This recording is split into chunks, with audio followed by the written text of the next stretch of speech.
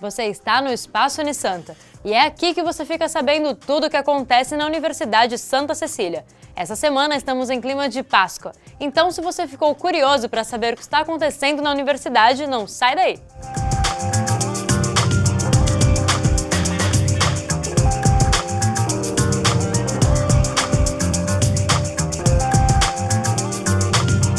Para celebrar a chegada da Páscoa, a universidade reuniu a família ceciliana numa oração de agradecimento. Família, união, ressurreição de Jesus. Paz. É o que o mundo precisa e nós precisamos de muita paz. É amor, paz e união. Foram essas as palavras usadas pelos funcionários da Unisanta para descrever o verdadeiro significado da Páscoa. Mais uma vez, a universidade promoveu uma confraternização para celebrar a data. O mais importante é o amor, a união que a gente tenta passar, e acho que não só fica numa tentativa, porque cada um consegue reunir forças, sair daqui mais otimistas. Isso nós fazemos desde o início do Santa Cecília, renovando a nossa missão aqui, que é uma missão de elevar o ser humano intelectualmente, fisicamente, socialmente e espiritualmente. Compartilhar o amor, poder renascer a cada dia com o pensamento de que nós podemos ser melhores em nosso trabalho, na família e na comunidade. A ressurreição de Jesus Cristo e o amor estavam presentes nas mensagens deixadas pela família Teixeira aos colaboradores. Nessa Semana Santa, que é a data pontual do catolicismo, a gente dá um abraço e externar também aos telespectadores que tem um Jesus no coração. Acho que isso é o principal significado. Ele foi crucificado, renasceu pela gente. Então acho que isso que é o grande simbolismo que a gente leva dessa Páscoa. Sem dúvida é muito importante essa união e a celebração. Eu gostaria de desejar para todos uma feliz Páscoa e uma semana abençoada para a família de todos. Em círculo, todos fizeram uma oração de agradecimento e receberam ovos de Páscoa. Os funcionários aproveitaram o momento de mãos dadas e com muita alegria.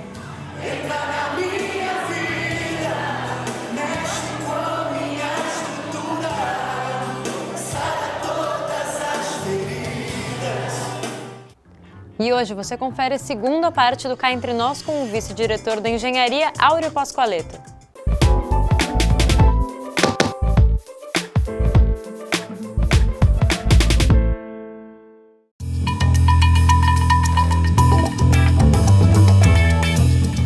Existe sempre uma preocupação com o meio ambiente, tá certo? Não se deve, nem se pode projetar nem construir obras que danifiquem o meio ambiente, e o engenheiro, todos os engenheiros juram isso perante a sociedade quando colam o seu grau de não projetar nem construir obras e equipamentos que poluam o meio ambiente.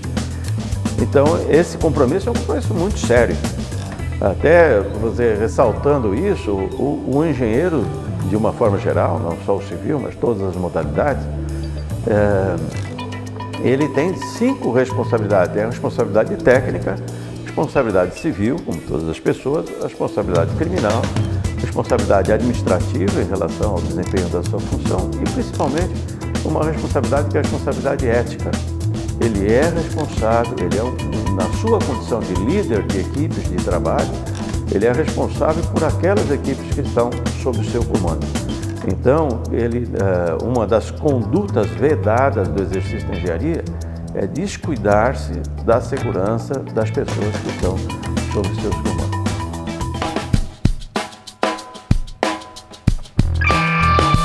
São mais de 60 laboratórios, são laboratórios assim muito pensados, vamos dizer, ao longo e desenvolvidos ao longo de todos esses anos. Muitos deles com equipamentos que são projetados e construídos aqui mesmo e que acabam sendo até levados para outras instituições de ensino. Dentro dessa característica do conhecimento de compartilhamento, ou seja, de levar aquela experiência, aquela experimentação para que isso realmente se de vida de forma assim muito útil para todas as instituições. Então nós temos aqui equipamentos, desde aqueles equipamentos mais elementares, das experiências básicas, mas muito importantes e necessárias para a formação, até equipamentos assim altamente sofisticados que estão distribuídos aí nesses 60 laboratórios, com uma equipe técnica de apoio, de conservação, realmente assim muito atenta e treinada para fazer essa atividade, e isso dá uma contribuição assim que eu julgo extraordinária para a formação.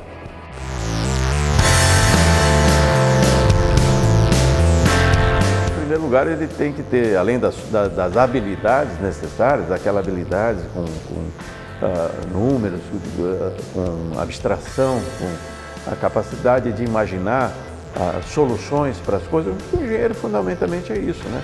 Ele usa aqueles conhecimentos técnicos dele para achar soluções que sejam viáveis e competentes, vamos dizer, equilibradas, para resolver os problemas das pessoas. Então, tem que ser uma pessoa aplicada, uma pessoa realmente assim, determinada, tá certo? Tem que gostar de estudar, tem que realmente assim, imaginar que precisa estar aprendendo e aperfeiçoando os seus conhecimentos durante toda a vida.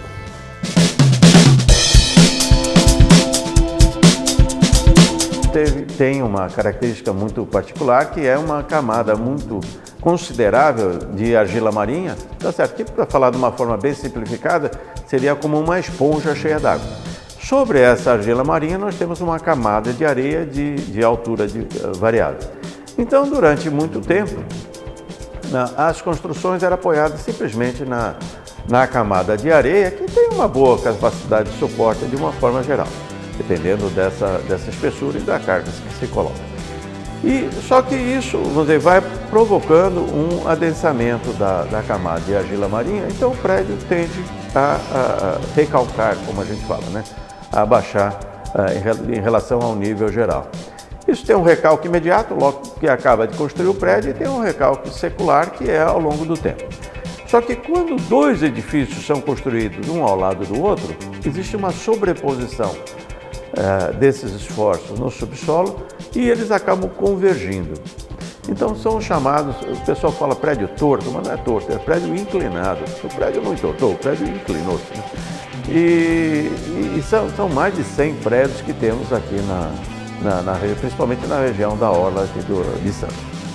E o que acontece é que isso é uma coisa complicada, porque o caso do Núcio Malzone, que tinha a Pinacoteca de um lado e tinha um outro edifício para o qual ele convergia do outro, ele continuava se inclinando, eles continuam se inclinando. Isso aqui realmente é uma situação que precisa ser avaliada permanentemente e ter uma intervenção em algum momento.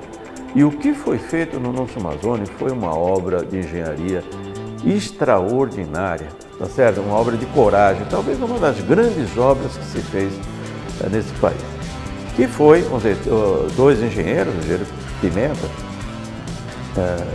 e o outro que estudou, Maffei, que estudou o solo, eles idealizaram um sistema de reforço de fundação, estrutura de reação, e macaquearam com macacos hidráulicos o edifício até uma posição de prumo novamente.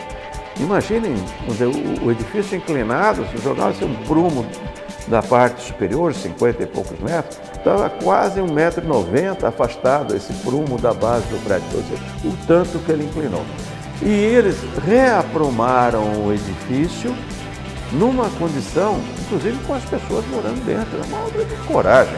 Além da sua competência técnica e tudo, é uma obra de coragem. Foi até a construtora que fez, um ex-aluno nosso aqui da universidade.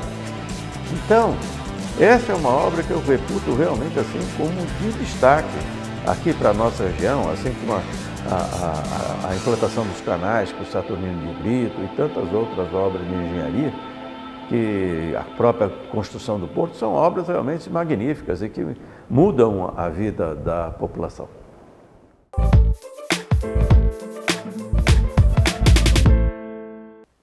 Carlos, sossegue.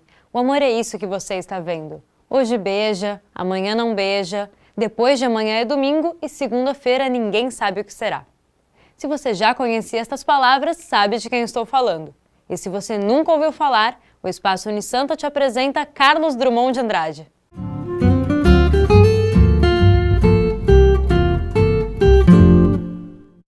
Carlos Drummond de Andrade nasceu em Itabira do Mato Dentro, em uma família de fazendeiros. Começou a escrever para o jornal Diário de Minas e já no ano seguinte ganhou o prêmio de R$50 mil pelo conto Joaquim do Telhado. Meu irmão pequeno dormia. Eu, sozinho, menino entre mangueiras, li a história de Robinson Crusoe, comprida história que não acaba mais. No meio-dia branco de luz, uma voz que aprendeu a ninar nos longes da senzala e nunca se esqueceu, chamava para o café. Café preto que nem a preta velha, café gostoso, café bom.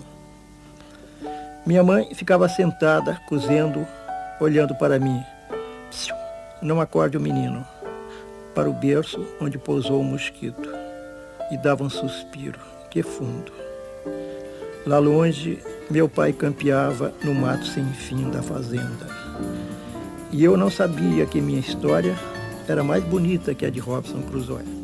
Fundou em Minas, com outros escritores, a revista aos 23 anos, um veículo que teve grande importância no movimento modernista em Minas. No mesmo ano, ele se casou com Dolores Dutra de Moraes e teve 2 filhos, porém, o primeiro viveu apenas meia hora.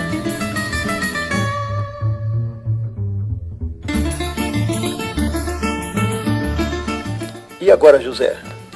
A festa acabou, a luz apagou, o povo sumiu, a noite esfriou. E agora, José?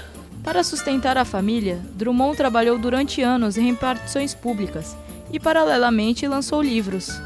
Alguns anos depois, colaborou como cronista no Correio da Manhã e Jornal do Brasil. Nos livros Alguma Poesia e Brejo das Almas, Drummond mostrou sua individualidade, criando poemas que ironizavam os costumes da sociedade da época. Eu acho que a crônica precisa ser mais conceituada como gênero, não um gênero maior ou gênero menor, porque todos os gêneros são importantes, desde que eles sejam bem praticados, não há escala de tamanho, né, de importância. Mas me parece que a crônica, embora não tenha a aparência disso, é um auxiliar da história. Daqui a 20 ou 30 ou 50 anos, quando alguém se debruçar sobre a história do Brasil e quiser ter uma ideia do que foi o nosso ano de 1984, ele vai encontrar uma grande confusão política. A obra do poeta conta com 9 antropologias poéticas, diversas crônicas, prosas e poesias, além de livros infantis. Drummond foi retratado como personagem no cinema e na televisão, no filme Poeta de Sete Faces e na minissérie JK. Existem 2 estátuas em homenagem a ele, como 2 poetas na cidade de Porto Alegre e o Pensador no Rio de Janeiro, além de um memorial na cidade natal. Não amei bastante meu semelhante. Não catei o verme, nem corei a sarna. Só proferi algumas palavras melodiosas, tarde, ao voltar da festa. Dei sem dar e beijei sem beijo. Cega talvez quem esconde os olhos embaixo do catre. E na meia luz, tesouros fanam-se, os mais excelentes.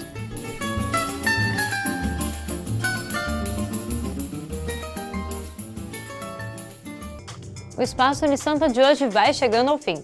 Mas não se esqueça, você pode acompanhar todos os nossos programas na nossa página do Facebook. Amanhã voltamos às 1h05 da tarde. Até lá!